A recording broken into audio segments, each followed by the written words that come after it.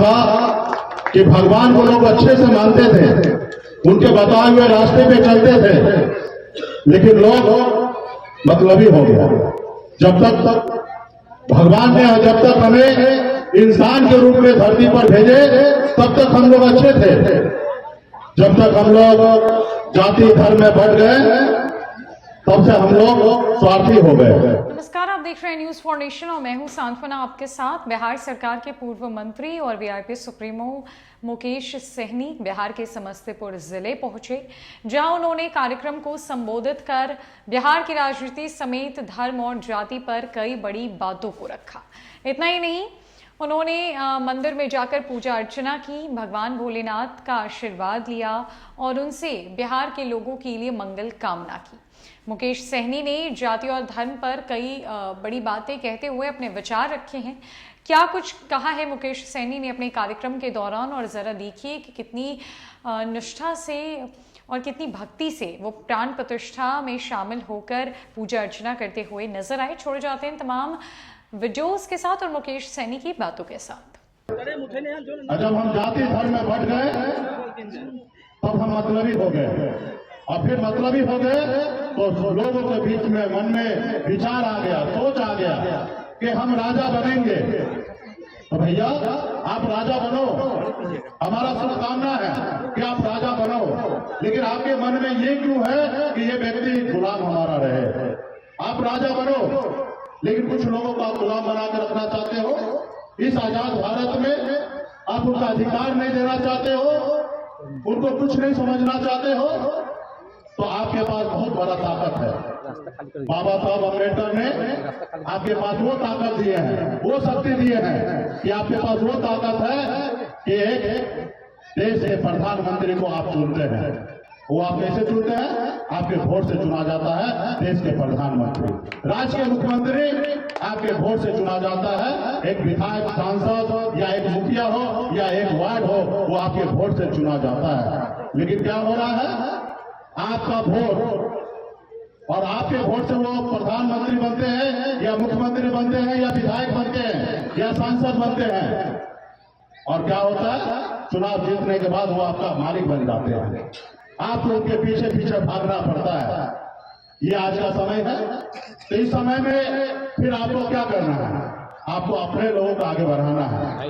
जब आपके पास वोट का ताकत है तो फिर अपने लोगों को आपको बढ़ाएंगे, और फिर जब अपने लोगों को बढ़ाएंगे तो आपका काम होगा और आपका हर समस्या का हल होगा।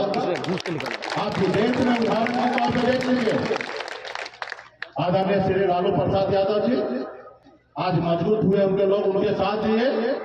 बिहार में 15 साल मुख्यमंत्री रहे और उन्होंने जितना हो सकता उतना काम किए, खास करके गरीब समाज के लिए।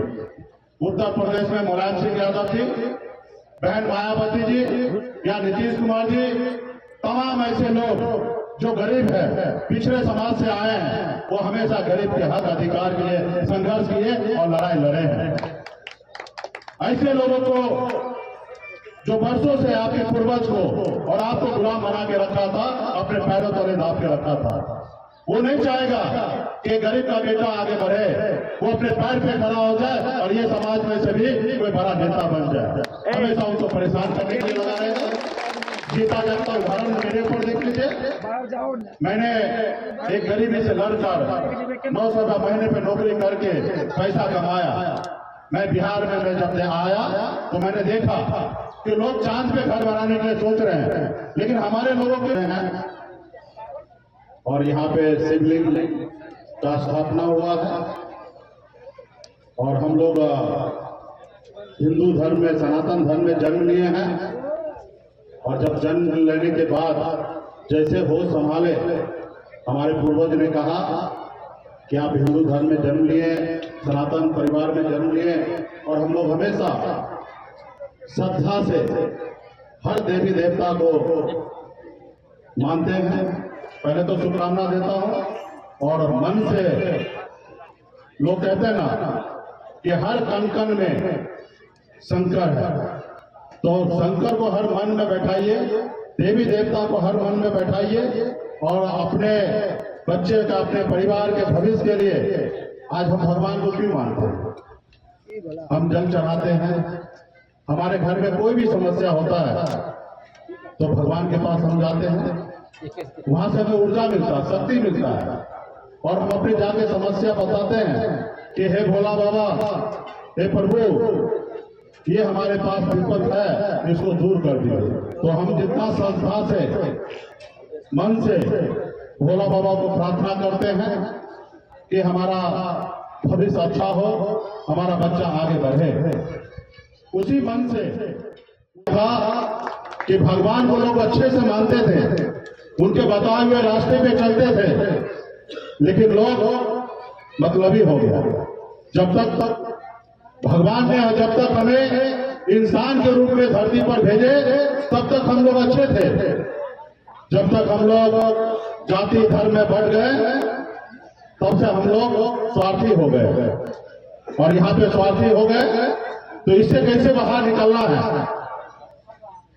तो उसके लिए आप लोगों को कुछ हम लोगों को करना है। इस संसार में अगर सर उठा के जीना है, सर उठा के चलना है, तो दो काम करना है। एक तो सबसे पहले अपने बच्चे को पढ़ाइए लिखाइए, उसको काबिल बनाइए।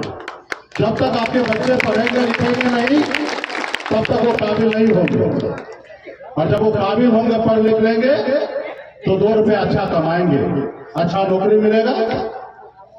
और जब तक पढ़ेंगे लिखेंगे नहीं, तो उसको नौकरी भी नहीं मिलेगा, चपरासी का भी नौकरी नहीं मिलेगा।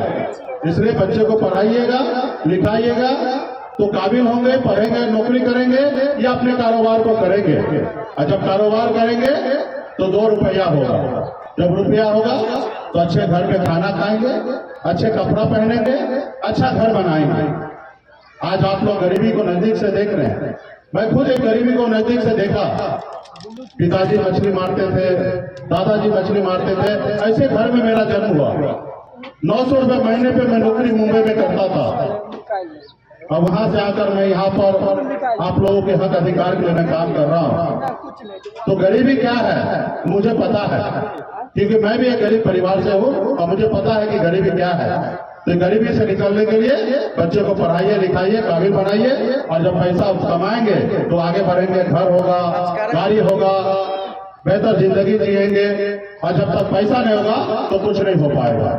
इसलिए काफी माता बहन यहाँ उपस्थित है, एक रोटी कम खाइए, लेकिन बच्चे को पढ़ाइए। दूसरा अपने अधिकार के लिए जागरूक होइए। इस संसार में जब हम इंसान थे तो एक दूसरे को मदद करते थे, और जब हम जाति धर्म में बढ़ गए, तब हम मतलबी हो गए। और फिर मतलबी हो गए तो लोगों के बीच में मन में विचार आ गया, सोच आ गया कि हम राजा बनेंगे। तो भैया आप राजा बनो, हमारा शुभकामना है कि आप राजा बनो, लेकिन आपके मन में ये क्यों है कि ये व्यक्ति गुलाम हमारा रहे?